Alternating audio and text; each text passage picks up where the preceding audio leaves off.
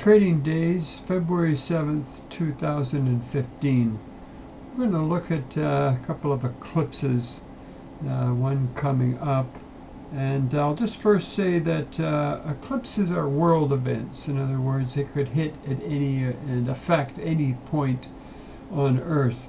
However, the path of the eclipse is typically the strongest points if you fall under the path of the eclipse.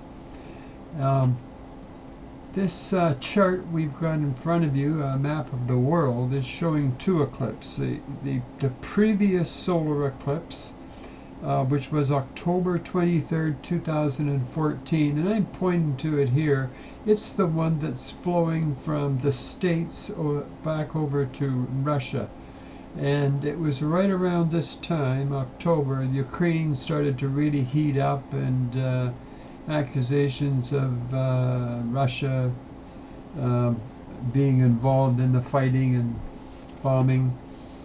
And the other is the eclipse that's coming up, and that's the one I'm pointing to here. It's a total eclipse, which would a solar eclipse, which would be the strongest type of eclipse, and it's flowing from north of Russia and parts of Russia, and flowing across Europe, and it goes out and kind of ends towards the east coast of the US.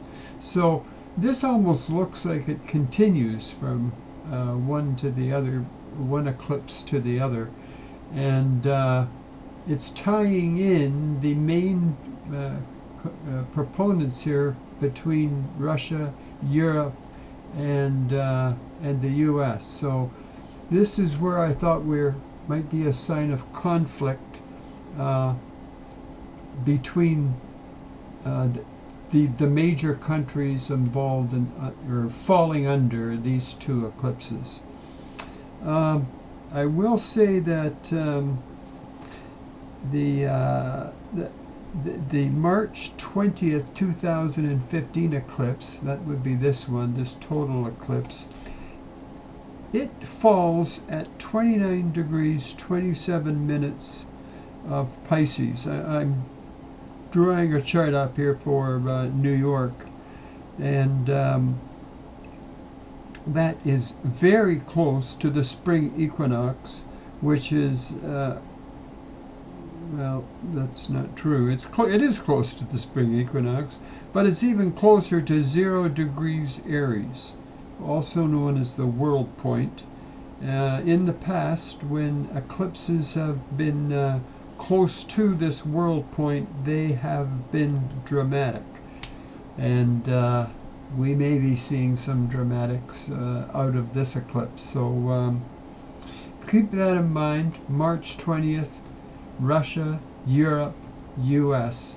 This was one of the areas that I was looking for conflict between these countries. I mean, after all, if Europe's involved and NATO is there, then the US is involved. So keep your eyes on this. Some people would look at it that the US is intentionally building up NATO and causing the problem in the first place, but there's lots of opinions floating around. Three other things on eclipses, and there's a couple of cycles. There's a Saros cycle. This is Saros cycle number 120. This is interesting to go back and study previous cycles in this. Previous Saros cycles. I'll just go back to 54 years. It's a 54-year cycle to February 15, 1961 would be the 54 years ago a eclipse in the same Saros cycle. Pardon me, cycle. 1961. Well, that was in the middle of the Cold War, and maybe we're looking at that type of situation again. While we're on it, eclipses also have a metonic cycle. It's almost exactly 19 years where the eclipse will reappear at very close to the same spot. I couldn't see any. This brings us back to 1996. I'm looking at the March 20th, 2015 eclipse. There's really nothing in the Metonic cycle that I can see. I should have done the same for the October 23rd, 2014 cycle, but anyway, I didn't. Couldn't find anything for the current Metonic cycle. And there's also an Antissia point. There's a number of points. This is kind of the mirror point of the eclipse.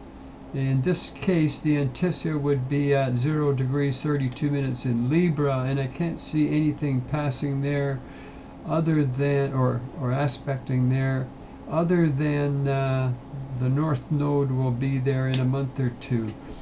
And the solar eclipse, it could certainly still be active, so I'll get that exact date. That's all I'm going to say on this one. Thanks for listening.